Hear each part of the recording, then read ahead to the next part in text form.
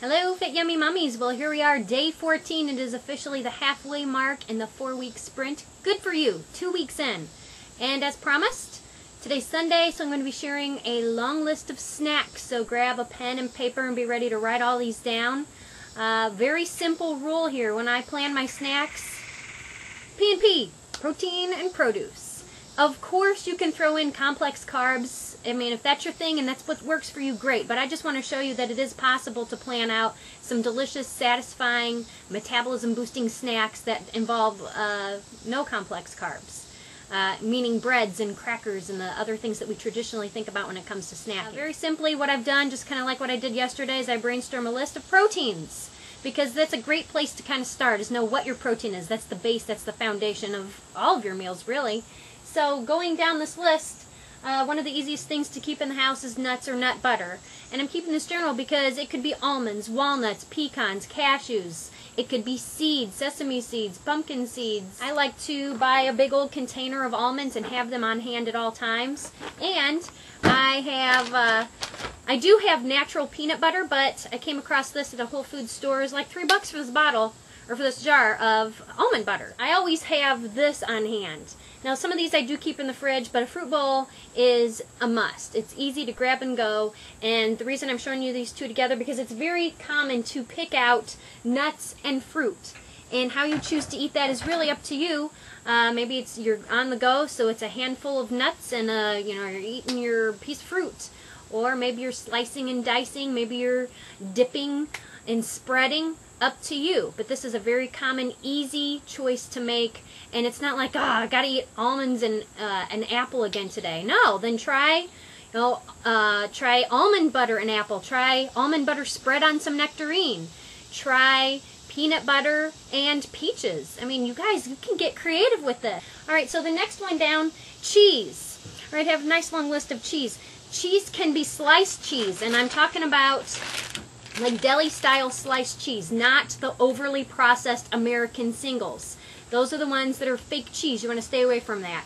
They usually come, this is big because I buy it at Sam's Club. It lasts me like a month because I freeze one half, use the other. You want to make sure it's the sliced kind. You can also find string cheese. You can do, I love the Laughing Cow line. This is like a spreadable cheese. They look like this. And I'll tell you some fun ways to use that. Laughing Cow also does the Baby Bell singles like this.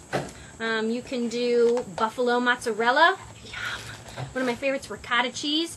Now, what can you do with these? Well, obviously with sliced cheese, you can, pair that up with a fruit or a vegetable. Very simple to eat. Same thing with string cheese. Same thing with the Baby Bell. The Laughing Cow cheese, you could spread this on a piece of fruit or some veggies. And if there's ever anything that calls for cream cheese, have this on hand because, my gosh, you guys, this is just like spreading cream cheese on there, but it's a healthier version for you. And I have the light ones on hand, even though it doesn't matter. I mean, they're 35 calories. I mean, you could do the non-light ones, and what, it's like 50 calories? You need the calories, is all I'm saying. Buffalo mozzarella. If you have fresh garden tomatoes, have you ever sliced up fresh thickly sliced tomatoes, toss them with some buffalo mozzarella cubes or slices, some fresh basil, fresh cracked pepper, eat it like that, or drizzle some olive oil and balsamic vinegar on it. Oh my God, it is heavenly. It's one of my favorites. Ricotta cheese. Think about this as a kind of like a cottage cheese, which I'll get to in a second. But you could mix, fresh fruits in with your ricotta cheese. It's a different flavor. Throw some nuts in there too. Kind of think of it like a cottage cheese or a yogurt. Let's see, next up, yogurt, as I just said. And as you all know, I love Greek yogurt. A higher protein, thicker, creamier. Yes, it is more tart than regular yogurt, but it is so much better for you. And those of you who do have an intolerance to regular dairy products, the lactose level on this is much lower, so it's not going to have that much of an adverse reaction with your body. And I think that DAX promotes this in the elimination diet. This is one of the safer ones to use. I tend to get the 2%. I'm not afraid of calories because we need them. This is not about getting 10-calorie yogurt because then you're going to get hungry. And plus, did you ever look at the ingredients in those yogurts? Stick with the good stuff, and if you're not going to get the Greek yogurt, at least buy something that's organic and it's plain. You got to watch out for the flavored ones because they're too high in sugar. So what do you do with this? Well, I do have a post where I wrote up all the fun ideas that you can use yogurt for, but obviously, basically, if we're sticking with the produce, mixing in some fruit, throw in some, nuts, throw in flaxseed, just make it like your heavenly little dessert, or granola if you like to do like a little parfait. You can do so many things with yogurt. Smoothie is one of the things I'm going to talk about too at the bottom of the list. If you don't have a meal replacement powder that you like to use, then make a smoothie using yogurt, especially Greek yogurt. So many wonderful things to do with this. Alright, so next up, cottage cheese. And for some reason I bought the free because I don't think they had the fat free because I don't think they had the regular. But same thing with cottage cheese, and I have a long list with cottage cheese. I mean, think about mixing this with produce. Obviously, you can mix it with all kinds of different fruits.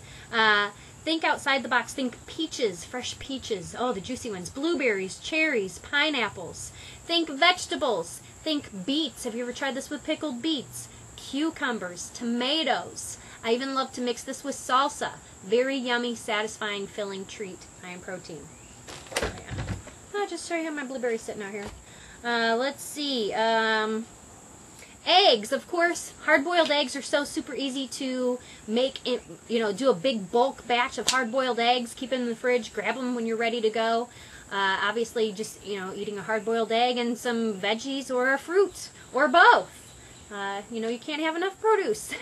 Or you could cut up your egg and make an egg salad type sandwich. No, you don't have to use mayonnaise. You could use mustard. Add a little zing to it. Let's see, meat. Now we're talking about meat. I mean things like deli meat, and this was a question that was just posted in the forums.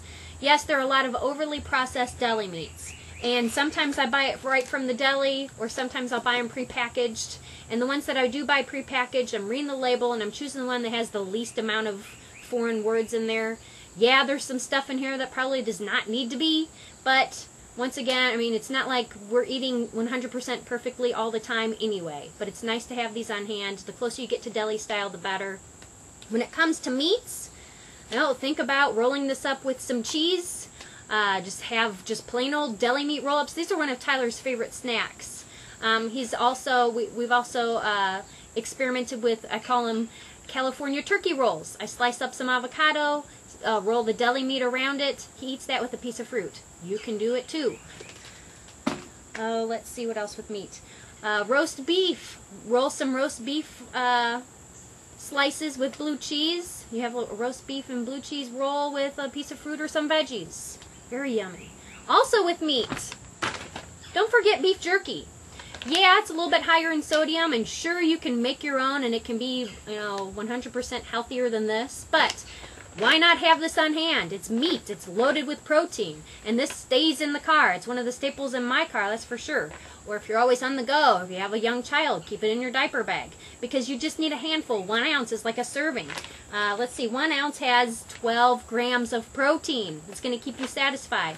Then, of course, you can have it with a piece of fruit, or you can have it with a piece of dried fruit. Thought I had some dried fruit out here. Yeah. Dried fruit is good to have on hand. I look for these. I find these in my mainstream grocery store as well as Whole Foods. Holy cow, I'm getting close to 10 minutes. I'm going to have to cut this short.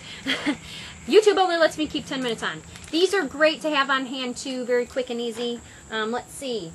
Fish. Think lox, which is a thinly sliced dried salmon.